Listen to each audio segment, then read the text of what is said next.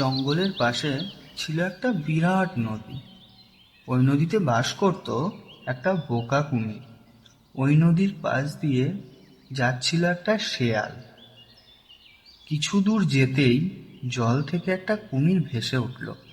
শিয়ালকে দেখতে পেয়ে কুমিরটি বলল, কি শেয়াল ভাই, কেমন আছেন? হ্যাঁ ভাই, ভালোই আছি। তা কি খবর তোমার?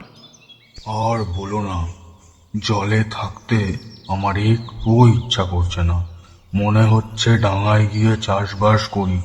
আচ্ছা, যখন ইচ্ছা হচ্ছে তখন চলে এসো, দুজন মিলে একসাথে চাষবাস করে খাই। ধন্যবাদ ধন্যবাদ।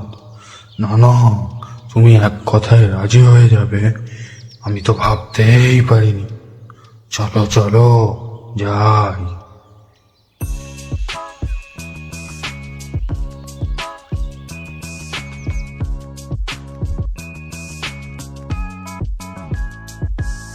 কুমির আর শেয়াল প্রথমে আলুর চাষ করলো।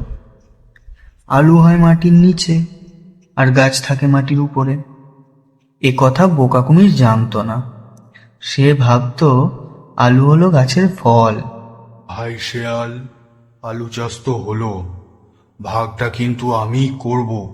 আচ্ছা ঠিক আছে, বলো কিভাবে ভাগ করব? তুমি যেইভাবে বলবে সেইভাবে হবে। ঠিক আছে ভাই, গাছের উপর দিকটা আমি নেব আর গাছের নিচের দিকটা তোমার। আচ্ছা ভাই, তাই হবে, তোমার কথাই থাকলো। যখন আলু গাছ বড় হলো, কুমির গাছের উপর দিকটা কেটে নিয়ে বাড়ি গেল, কিন্তু সেখানে একটাও আলু পেল না। আরে, এখানে তো একটাও আলু নেই, ব্যাপারটা কি হলো? সে মাঠে গিয়ে দেখলো শিয়াল পিঠে করে আলু নিয়ে যাচ্ছে। এবারে খুব ঠকে গেলাম, কিন্তু আর করা যাবে না, পরের বার দেখা যাবে। পরের বার ধানের চাষ করা হলো। এবার কুমির খুব সাবধান। ভাই, এবারে আমি উপর দিকটা নেব না, আমি এবার নিচের দিকটা নেব, তুমি উপর দিকটা নাও। শেয়াল ধানের উপর দিকটা তুলে নিয়ে চলে গেল। কুমির নিচের দিকটা তুলে দেখছে কিছুই নেই। আবার ঠকলাম, এই শিয়াল তো মহাবজ্জাত, এবার গাছের উপর দিকটা আমি নেব। এবার হলো আখের চাষ।